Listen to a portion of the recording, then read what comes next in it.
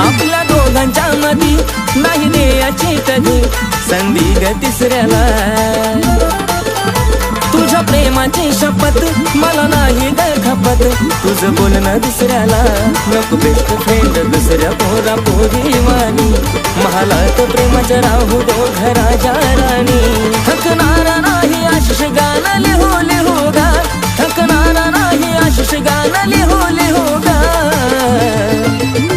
आज खरंच तुला सांगतो मी माझे चूग, काय कापसावा निघाल तुझे मऊ मऊ ग.